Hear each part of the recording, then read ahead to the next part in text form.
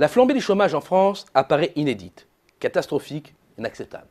À 11% de la population active, fin avril, le taux de chômage est terriblement élevé. Mais ce n'est pas son record historique. Certes, cet argument n'est qu'un lâche soulagement. Mais la France a connu pire, entre 93 et 94, puis entre 96 et 97. De plus, la France ne se distingue pas particulièrement de ses voisins européens.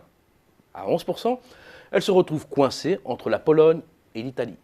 À 11%, elle se trouve juste dans la moyenne européenne et la France fait même mieux que les pays de la zone euro dans leur globalité. Pourtant, à y regarder de plus près, une nouvelle étape est sur le point d'être franchie. Et cette étape, c'est celle de l'attaque du noyau dur de l'emploi, celui des insiders, ceux qui disposent d'un emploi mieux protégé avec un CDI. Cette situation fait désormais planer la menace d'un nouveau raz-de-marée du chômage. Pour bien mesurer ce risque, il faut avoir en tête l'effort exceptionnel de rétention d'emplois dans les entreprises en attendant une véritable reprise, qui n'est jamais venue en 2012. Et elles l'ont payé au prix fort, c'est-à-dire au prix de leur productivité, qui a évolué en dessous de sa moyenne de long terme. Au final, c'est leur santé financière qui a été entamée. Mais c'est fini. La capacité de résistance des entreprises est à bout, comme le montre l'enfoncement de leur taux de marge revenu à son plus bas historique depuis près de 30 ans. Pas d'autre choix donc que de restaurer la productivité pour survivre.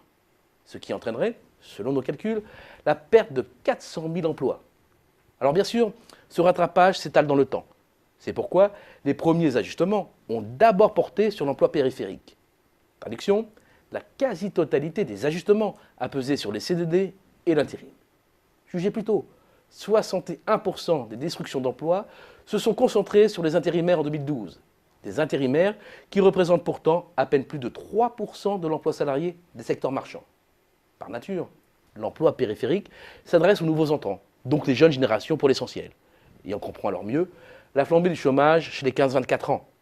À 26,5%, le taux de chômage des jeunes est à un pic inédit depuis la création de cet indicateur en janvier 83. Mais les dernières digues sont en train de sauter. Et l'ajustement, comme dans les années 90, va désormais frapper les qualifications intermédiaires et les cadres. Près de 35 000 chômeurs supplémentaires sont recensés chaque mois depuis début janvier, contre moins de 25 000 en moyenne en 2012. Un changement de braquet qui marque l'attaque en règle du noyau dur de l'emploi. Loin d'être terminé, l'ajustement sur le marché du travail vient d'entrer dans une phase plus brutale. Autant dire les choses franchement, l'inflexion de la courbe du chômage d'ici la fin de l'année est un vœu pieux. Car selon nos estimations, Acerfi, il dépassera les 12% avant la fin de cette année et s'approchera même de 12,5% courant 2014. Les digues du chômage n'ont pas fini de sauter.